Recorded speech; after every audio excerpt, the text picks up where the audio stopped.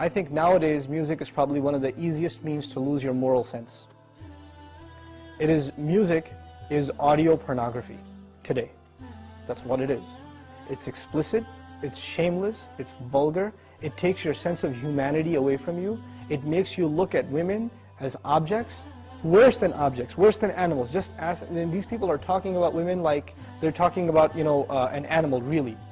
It objectifies women, and especially I've noticed a lot of the brothers that I know of, Muslims, that are really into the hip-hop scene, and they're kind of doing the hifz of the song, right? They're memorizing the song, and they're really good at reciting it with perfect tajweed too, right? And so they do that, and it's just horrible language, horrible, horrific language. The only simple response I have to that, if you have any regard for the Book of Allah, that you really think it's from Allah, بِئْسَ الِاسْمُ الْفُسُوقُ بَعْدَ الْإِيمَانِ. Even the name, the mention, the word for something bad is terrible once you have faith. Even the mention of something terrible is horrible for you, it's harmful for you after you have faith. You have to have a clean tongue. You have to say what قُلْ لِعِبَادِي يَقُولْ الَّتِي هِيَ أَحْسَنُ. Tell my slaves to say that which is the best. Say what is the best. Say good things from your mouth. So this is the first thing. When you say horrible things, and you say things that are in direct contradiction to the moral gauge Allah gifted us with, then obviously you're deviating from your natural fitrah, your predisposition to turn to Allah. And when you constantly listen to garbage like that, then you get deviated.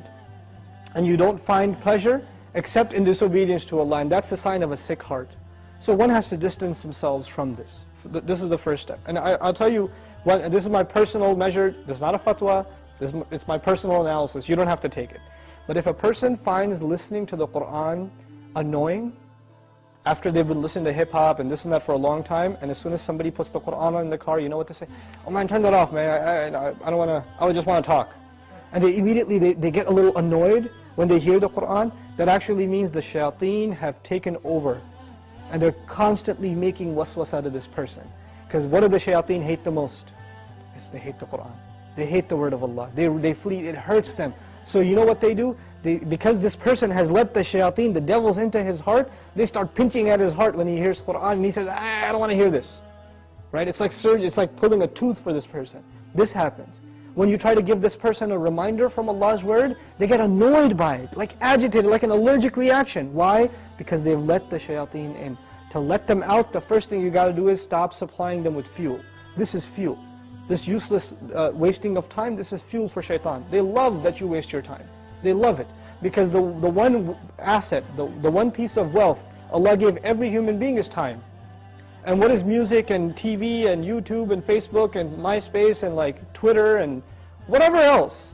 If you're spending hours and hours and hours on this stuff, what is it except destroying your time? It's taking that one asset away from you. Shaitan would love nothing more. May Allah subhanahu wa ta'ala give you the strength to get away from these temptations. My advice that I keep going over, I can't get enough of giving this advice, find better friends.